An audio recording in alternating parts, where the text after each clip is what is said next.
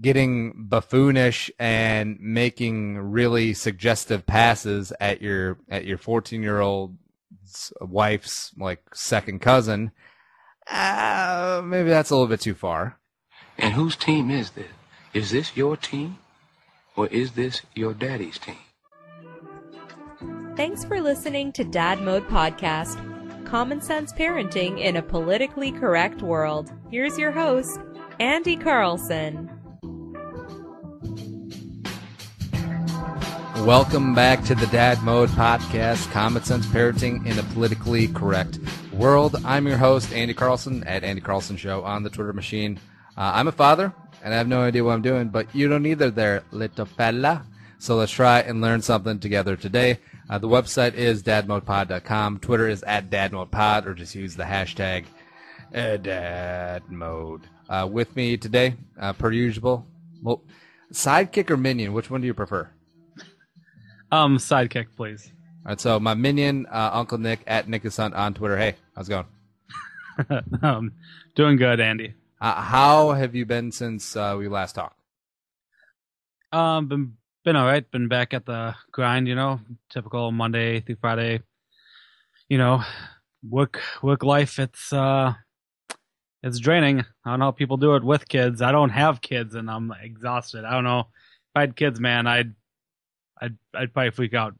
I'd freak out and panic. I'm like, go away, kids, leave me alone. Now, it was fun. You came down to Mankato Vikings training camp for 8 hours. I calculated it was 12. I slept for about 6, 7 of it, and then I ate and drank the rest of it. I find it a successful trip. That is always successful. Today's topic is drinking. Sucking back on grandpa's old cough medicine, having a adult beverage or 2 or 17. And this is going to be a shock, but I'm a drinker and a fiend. Nah, just kidding on that part. But yeah, I like a beer. I like a cocktail every now and then, maybe a glass of wine once in a while as well. And, like to go out, have a little fun. Still not like the college days, that's for certain, where it was every single day of the week. Borderline alcoholism, probably, except if you do it with a group of people, it's not as bad. Is that right? Yeah, it's those people who are by themselves drinking alone. And those I drink might be alone.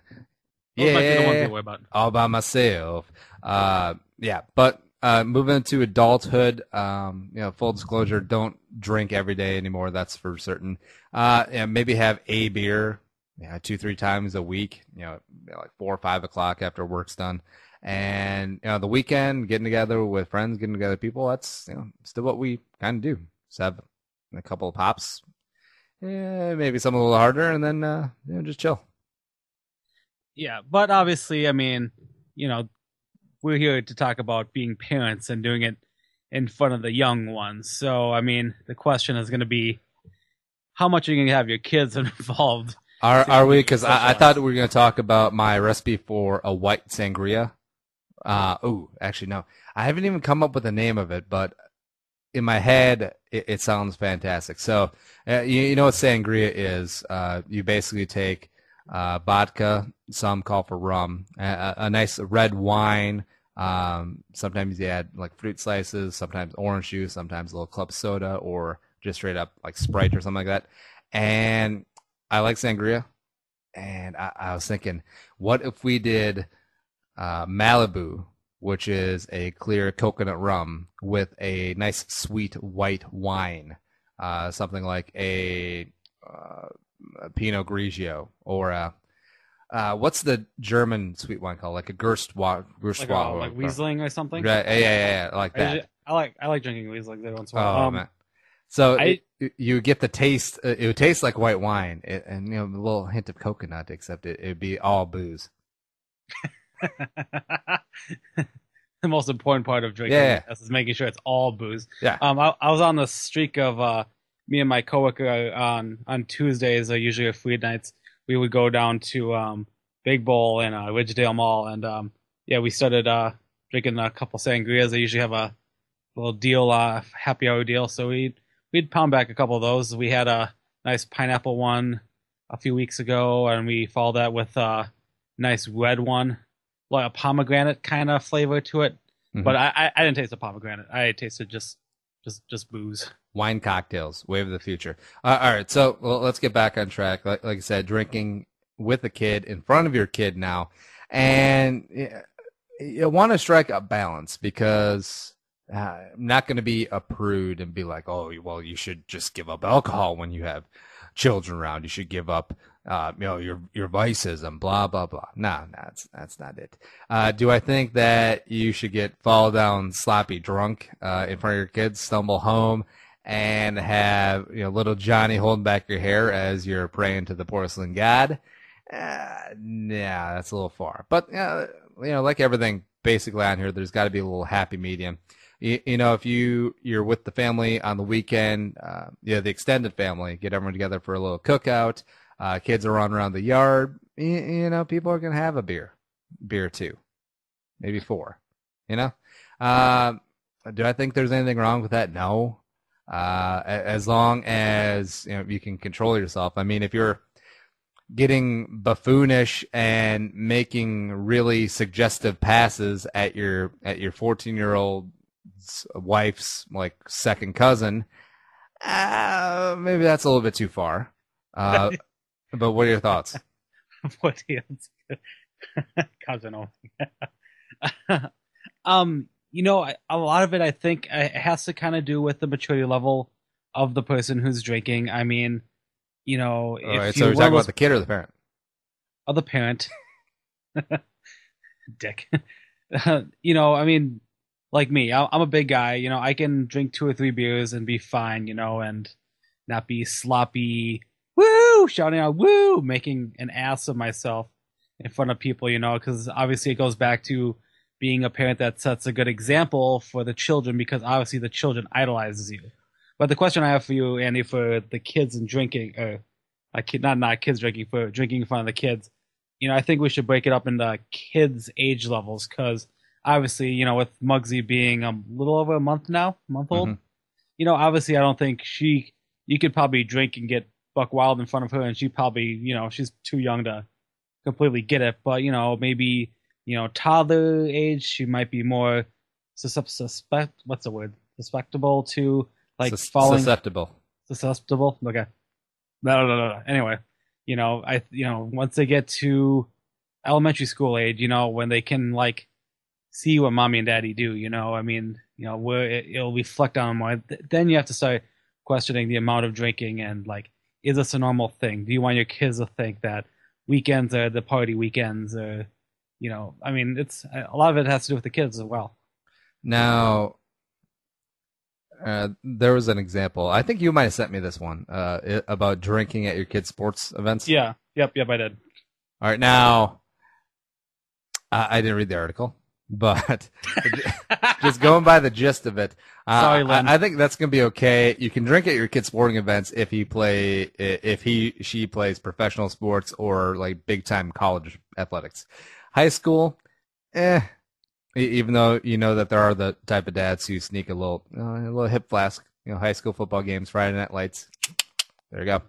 But if you're sneaking in said flask to your kids' like Pee Wee football game, 5th grade traveling basketball game, a little dance recital, or the mom sneaking a little Bailey's or even a little wine in her Caribou coffee cup, that's a little far. And that's what this article was talking about.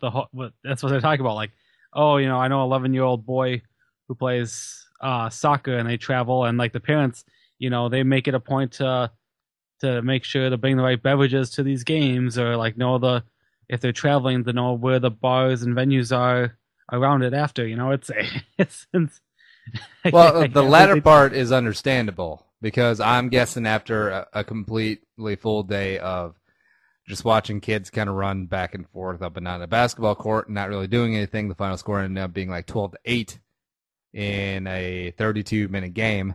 You're gonna want to have a little beverage or two, and I mean that's okay. Take the family out to like the Applebee's or the Buffalo Wild Wings or like the Boulder Tap House, by the way, and Kids can get their wings. They can eat with their hands. Everyone likes doing that. And then, mom, dad, have a little tall draft. Take a little edge off the day and forget that you wasted an entire day just completely watching little Rugrats play basketball. How about going out to a diner and getting some pancakes? Pancakes are good too, except then rein in your kid. Also, diners don't really have booze generally. I think the good ones do. Sir, can I get you anything to drink? No, thanks. I brought my own.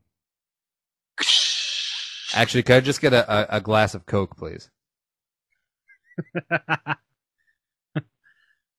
Yeah, that's memories of college. Yep. But talk about extremes. So, at one end you have like the absolutely not drinking for your kids. And that's fine if that's what people's prerogative is. Whether they drank before they had kids or not, whatever, their business. But also, I think my Mendoza line is I never want to be drunk in front of my kids up till like 17, 18 maybe. Interesting. I'm not talking about like a deep buzz. I'm talking about like 0.12. Like drunk area, you know what I mean? 0.12. Yeah. Well, first off, obviously, if you're transporting kids, you never want to flirt with the 0.08 drunk driving level. That's absolutely irresponsible. Does that mean that if you take the kids to a concert and afterwards you stop at a restaurant to get something to eat, and does that mean that you can't have a beer? No, not like that. But if you are like driving kids around, you don't want to make that 3 or 4. No, I completely understand the responsibility of it. But all right, so say you have a family gathering on the weekend. Maybe you got a whole hog roast going, and it's going all day. And it's in the summer, and you got the sun beating down. Everyone's thirsty, and you got some those I'm trying to think of like a nice light summer beer. Ooh, like the Leinenkugel's Canoe Paddler. You have the rye Gulch. Yeah. Those are going down real nice. And, 1 turns to 2, turns to 6, turns to 12. And then all of a sudden by 4 p.m., you're pissing in the bushes right in front of the junior and you're telling them to hold your beer. That's a little much. I think once they're adults, or adult is a relative term for kids' maturity level. Like, Muggsy could be an adult by the time I could consider her a mature adult by the time she's 15. I could consider her a mature adult by the time she's 30, or maybe never. There are very different ways that kids could go. I'm a bet that she goes the former. But yeah, I think once they're a mature adult, they can handle it. They're not going to try and emulate or try and emulate dad's behavior or mom's behavior for that matter. Crystal, lush. Yeah, she doesn't drink. But then I think it's okay. And I'm really looking forward to when my kids turn 21 and just going out, having a beer with them in public. You think they're going to want to go out and have a beer with you? You want to go out and have a beer with daddy? Oh, hell yeah, because I'll be paying. Okay, touche. What sort of like broke college because he'd be like, free beer and free food? Nah. Yeah, but all right, so to sort of tangent off of the topic, but kids and drinking, I think we might have glossed over this in an earlier episode, but and this is kind of controversial because I'm going, if my kid is interested, whether it be Muggsy, whether it be son, future daughter, whatever, if they're interested, like 14, 15, 13, 14, 15, be like, hey, Dad, what's the beer taste like? Yeah, I'm not going to be like, you can never taste that. You can never drink a beer. You never do that. Bad. It's terrible. Yeah, we're sitting out in the garage, sitting in the basement. I'll let him have a half a beer.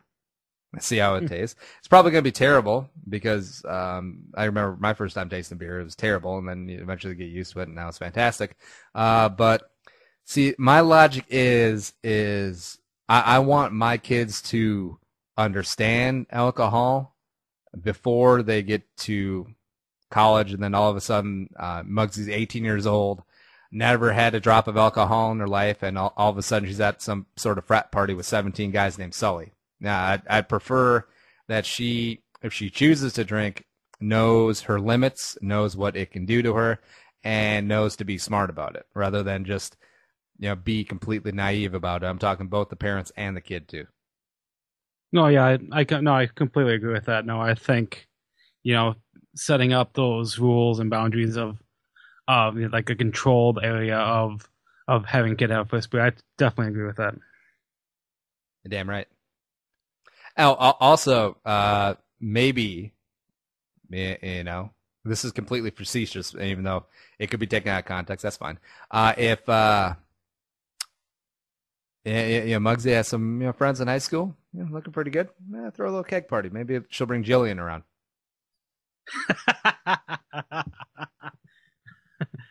Yes, have her bring Jillian around. That might be the open. All right, so now, Nick, in your personal life, like, what examples have you seen, like, whether it be friends, family members, people just out at a restaurant, drinking in front of their kids, like, both good and bad examples? Well, I mean, okay, well, I'm sure I said this on episodes before. I was, at a young age, I was raised at a bar. I was brought to bars at young ages. It was just, I'm a St. Paul guy, as some of you know. St. Paul Townie bars are family establishments. Because they serve breakfast. Oh no! Oh yeah, they serve breakfast and lunch. Oh, I remember having burgers and fries with my grandparents at Geraldine's bar in St. Paul. Learned how to pull my first pull tabs when I was 8. Knew how to check and find the dollars. It's now was that before? It was electronic pull tabs where you basically just press a button on screen and be like, you lose. Paper ones, man. You gotta go paper. I don't think they have electronic pull tabs. Pretty confident they don't. I don't know. We're gonna have to Google this after the show. Growing up, family, beer was always there, but obviously, as a young kid, as a curious kid, I'd be like, ooh, can I try? And being a young age of 8 to 10, family was, definitely strict on that. This is a mommy and daddy beverage, kids can have that, and luckily I was surrounded by a lot of kids. So typically we weren't always staring at our parents drinking, but, drinking was definitely around, and our family did it. There was a line, we just, none of us were really interested in it until, maybe our high school years were like, oh man, as typical teenagers, older young adults get to, but I mean, we had a fine line, and it was fine. As a kid, I wasn't, impressionable by it. I wasn't offended by any family members who have gotten a little too tipsy while drinking and stuff. I mean, everyone was responsible. There was always chaos. So, what was the best drunk thing that you saw as a kid? Yeah, you don't have to name names, but I had this relative X, and he threw up in the bushes while he was jumping off the second balcony into the pool. I'm trying to. I'll think about it towards the end of the show. I don't know. I'm trying to think about at the family hog roast. Uncle Todd had sex with the pig after a handle of SoCo. Okay, well, no, I'll tell something recently, I guess, since obviously my memory doesn't work back to when I was younger. Family reunions that we have yearly. In the beginning, when the kids were babies, the uncles and aunts, they used to have drinking contests, like who can chug the plastic, solo cup beer, the fastest. So now this was back in the early 90s, so the kids were just being born, and the adults were still kind of young and youthful and would like to do fun games, silly shit like that. So last year, all the cousins are now over 21, so the cousins wanted to bring back and participate in these drinking games, and now the younger cousins can now outdrink the uncles, and it's just phenomenally crazy. They're like, oh, this kind of just mirrored what happened happened in the past. Interesting. So Now, not to be presumptuous, but are some of the uncles a little heavier set? no, not really. Oh, No. do they have foot issues? No. Why? Oh, it's kind of neat. Thanks. Just thinking with all the drinking and all the pork, that's a great spot for gout and diabetes. No. First of all, this isn't my Filipino side of the family. This is my mom's side. So no, not really heavy set at all. Now, what about just strangers in public? Like, what's the most random thing that you've seen as far as parents out, drinking in front of their kids, whether it be a restaurant, ball game, church, whatever? I can't think of any off the top of my head right now. I can think of one because at one of our friends' bachelor parties, we were at a minor league baseball game tailgating, and this one lady, use that term loosely, bit of a hoe, really. I'm not gonna lie, and she had like 3 kids with her. She comes over to our little tailgate area. Ask for a beer. We oblige. We're nice, friendly people. She ends up sitting and having 4. And all the time she's just like cussing and telling funny stories while her kids are kind of running around. One, I think, sneaks back into the stadium, and then one almost gets hit by a car in the parking lot. And this chick is like completely looking to have a good time, if you know what I mean. And she wants to come on our party bus, and absolute mom of the year right there. And I'm pretty convinced she only left with 2 of the kids. I want to know where the third one was. That's still in the stadium. So that's something not to do. Because I mean, she wasn't that old. Like maybe 30 at the oldest, and she already has 3 kids. So maybe she's a little bit too liberal with the love. I guess we'll go with that. And she was definitely in the mood to be liberal that evening, and if she didn't have her kids, if she could find / afford a babysitter, that's not a good example except for kids. That's just, I mean, I have nothing against people if they want to live that lifestyle, to each your own, but God, don't bring your fucking kids with you. Leave them at home. That's unacceptable. Oh man. Well, like the bars you go to, you're a St. Paul guy, yes. And which is the best suburb of Minneapolis. And no, we're gonna talk about that later. I keyed St. Paul. I keyed. So a lot of the establishments you're talking about are very family friendly. How often do you see like babies in bars? I'm talking like 3 and under. Oh yeah. So about a week after my we were out for my buddy's birthday at a bar. I won't give names. I knew his he's from a big family, so I know his brother. Him and his wife just had a kid. They had to be about a week old. Oh yeah, they showed up to the party. They were out till about 11 o'clock at night. The baby in their what's that? The little baby carriage, or what do you call the car seat that thing you carry babies in? Car seat. Yeah, the car seat. Yeah. We were just at the bar, and the kid was sleeping, and the parents were socializing. They weren't drinking, so. But I mean, they were a 1-week-old baby. I mean, was there just sleeping while a bunch of us were socializing around. Had beers at the bar. It's. Yeah. I do plan to raise my kid like that. I do not want them to be strangers to, adult establishments. I want, they can come out with me. I'm obviously a very responsible adult. Now, won't be loaded at all. What kids' names do you have in mind for like a girl? For a girl? Yeah. Well, I was trying to do like a whole A theme name just because my last name is Assumption, so I wanted to have something like flow. So I had the names like Elena.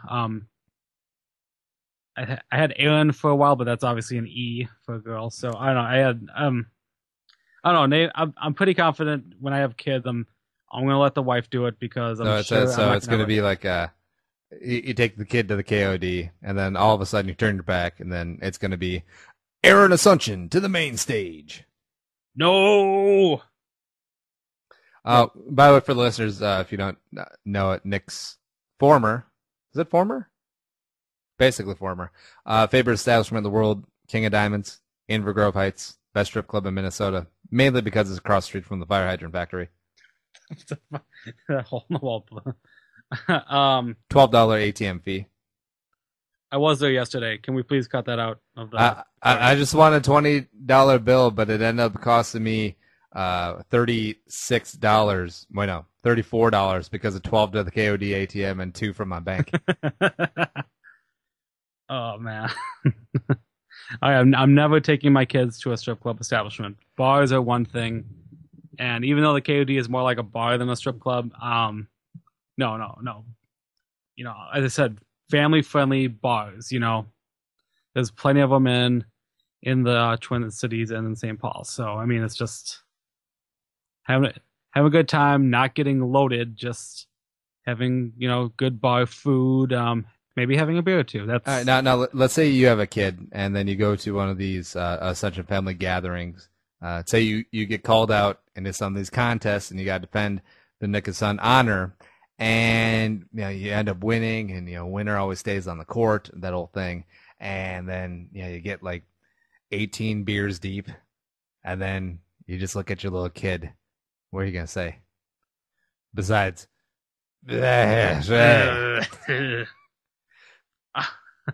now, don't try this at home, kid. Now, would you ever let it get that far? Because just knowing myself, I don't want to be like some sort of fake beacon of light to be like, oh, I will never be intoxicated from my child. But like I mentioned at the beginning of the show, I don't want to be shit faced in front of the kid. But I mean, okay, so we have to be specific about the occasion. I mean, it's very tough on Christmas. Everyone drinks on Christmas.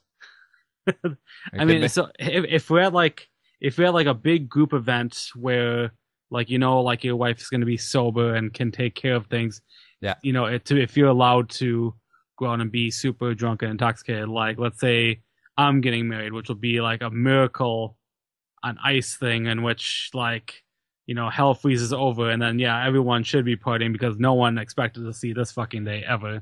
I mean, I hope you get pretty loaded at my wedding. And obviously I want your family to be there. So if Muggsy's old enough to be walking and talking, I mean, hopefully you guys, well, I hope Crystal would have a beer too. And just, we can have someone there to be responsible for the children if you are incapable of taking care of you or yourself. But I kind of feel like parents, though, will always have that. If they're shit-faced loaded, if they're going to blow a .38, their instincts will always be, number one, make sure your child's safe. I mean, you always put your kids before anything else. So I feel like that's a very odd and specific blood alcohol content number. Now, which of your uncles blew a .38? I know. I've heard a story from my brother about one of his friends back in high school blew like a .38, and I'm like, dude, he should have been fucking dead. He's like, yeah, I know, right? Fuck, no. He was just a big guy, I guess, and he could take his liquor. So, all right, so there you go. You heard it here first. At events like Nick's wedding, I'm allowed to get completely hammered, and his 14-year-old second cousin be like, hey, so you play any sports? That whole thing. And Crystal won't get mad at all. Yeah, I feel like this will be an ongoing dialogue because, as kids grow and you see how mature they are, what they can handle, I'm sure the dialogue will change. Yeah, I mean, it's about how impressionable the kids are going to be. I mean, are they going to idolize you and see you drinking and like, oh, I want to be just like dad, or can they, like me and my family, we kind of ignored the drinking part aspect of it and just kind of we were all to ourselves, Tell you one thing, you're never gonna be like that because you're garbage. You'd never be good enough. That whole thing. And something that is good enough. Well, Amazon action, and I just checked our Amazon.ca link, and We got some pretty good Canadian dollars coming in. Someone bought like a $400 baby stroller. Oh, really? Yeah. That's beautiful, raking in. You can help support the show, Dad Mode, top left corner, dadmodepod.com. Click on our Amazon link, bookmark that, and buy all of the crap you usually buy on Amazon. Using our link. And we get a little taste, a little kickback, keeping the lights on this baby. Now, Nick, did you buy the Pushing Daisies DVD set? No, I bought the sun visor. Did my sun visor show up on your little chart? Yes, it did. Okay, one that's actually sounds a little creepy that you can track what all our stuff can buy. I'm happy to support obviously this podcast because I like being part of it. But I did not buy Pushing Davies DVDs. Now, what is your next purchase going to be so I can track that as well? Look for some recording equipment. Might get some get some new stuff for like my guitar, maybe like an iPod or iPad hookup. I know they sell these equipment thing where I could record off my iPad like with my guitar and stuff. So looking into stuff like that. I know they sell them at the stores, but I think I could probably find them cheaper online. So just keeping an eye out for it. So when the prices go down. So be cool like Nick. Order all of your nerdery on Amazon using our link, and we'll get a little taste. But we're out of here. Say goodnight, Nick. Good night, Nick. Show's available on iTunes. Leave us a rate, review, and, of course, a subscribe. Follow us on Twitter at DadMoPod or me at Andy Carlson Show. Uncle Nick is at @NickAson_/ blah, blah. Website is dadmopod.com. But until next time, be a man, be a father, go Dad Mode. We'll see you next time. White Sangria. Think the episode you just heard is worth $1? Well, send it our way. Visit dadmodepod.com/support to find out how. Be a man, be a father. Go Dad Mode.